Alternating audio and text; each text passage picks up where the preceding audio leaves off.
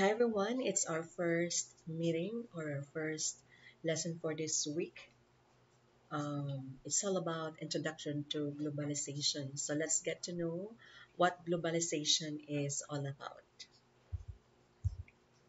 So here, let's us define globalization. Right? Have you heard about the word globalization? Okay.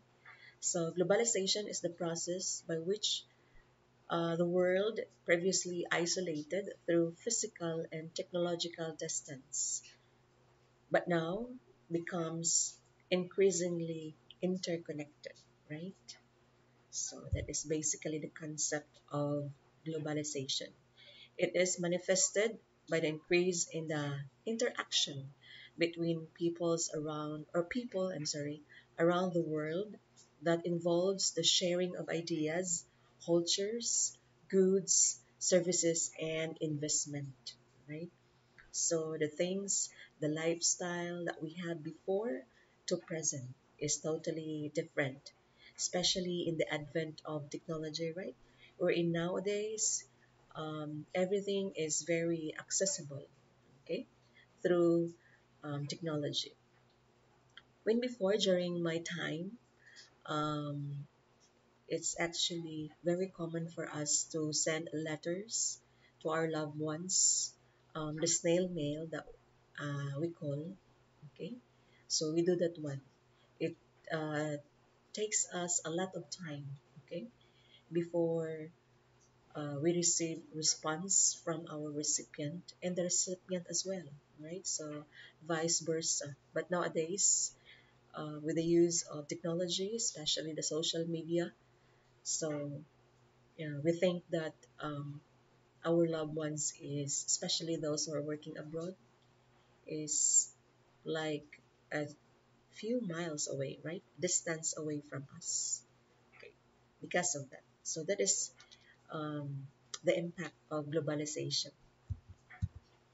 Globalization has brought fear of loss of jobs and loss of income, which are often described as the race to the bottom, as industrialized countries are thought to be or to have to reduce wages to be competitive with those in the developing countries. Okay, so that is also the weak side of the globalization. Then let's talk about the word trade winds. Rapid increases in the flow of goods and services between vastly different nations and cultures have changed what people eat, how they dress, and even how they communicate with one another. So for you, increased trade has meant greater choice of what to buy and often lower prices, right? Because you have a lot of options, vast variety of goods. So you have a lot of choices. So that is actually um, another concept of globalization, and that we call that process trade winds. Look through your room, right? So try to search this one or do this activity. So look through your room. Chances are it is full of items from all around the world. The relatively free trade that exists today provides you with expanded choices. Now, in your activity, the first activity there I included in our module is that I let you um, try to identify the items that you have right now, then figure out where that particular item made from or come from, right? So that's it. So which country the items that you have come from. Okay, so that's the first activity. No one forced you to buy that shirt from India or that e-book reader whose components are manufactured in various countries in Asia, right? Your gains are being experienced worldwide because the winds of international trade have blown generally freer in the past few decades. Nations all over the world have dramatically lowered the barriers they impose on the products of other countries. So that's the reason why. Like Canada, Mexico, and United States, while not adopting a common currency, have created similar free trade area, the North American Free Trade Area, or NAFTA. NAFTA has resulted in a dramatic increase in trade between Canada and United States and Mexico. In Western Europe, the members of the European Union or EU have eliminated virtually every restriction on the free flow of goods and services among them. A truckload of electronic equipment from Italy now passes through France on its way to Spain with no more restrictions than would be encountered by a truck delivering goods from Michigan to Illinois. The purchase of the equipment can even be arranged using a new currency, the euro, which has been adopted by most EU nations. So those are the activities brought about by globalization. Globalization is about the interconnectedness of people and businesses across the world that eventually leads to the global cultural, political, and economic integration. It is the ability to move and communicate easily with others all over the world in order to conduct business internationally.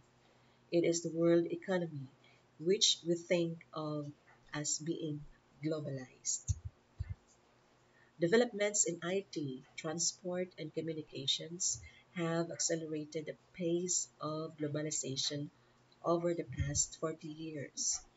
The internet has enabled fast and 24/7, 24 hours, 7 days a week global communication, and the use of containerization has enabled vast quantities of goods and commodities to be shipped across the world at extremely low costs.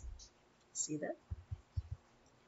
More recently, the rise of social media means that national boundaries have, in many ways, become irrelevant as producers use new forms of communication and marketing, including micro marketing, to target international consumers. The widespread use of smartphones, your phones, has also enabled global shoppers to have easy access to virtual global markets. The rise of new electronic payment system, right, nowadays, including e-wallets, prepay and mobile pay, e-invoices and mobile pay apps also facilitate increased global trade. The famous shopping applications that you have right now. Okay, so that's the activity.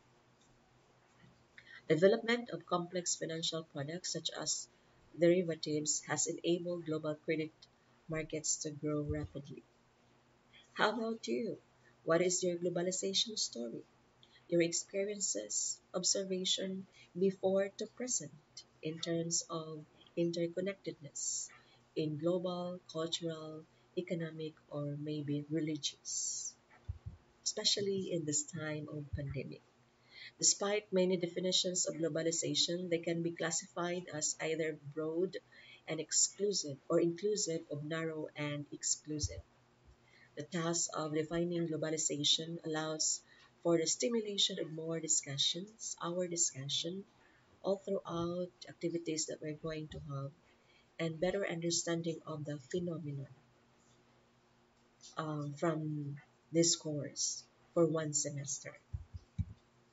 Globalization is a reality that affects individuals, societies, economies, and political systems.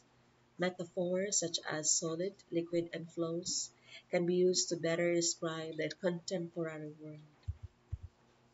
The theories of globalization explains that the world today experiences either homogeneity or heterogeneity in different aspects of our lives.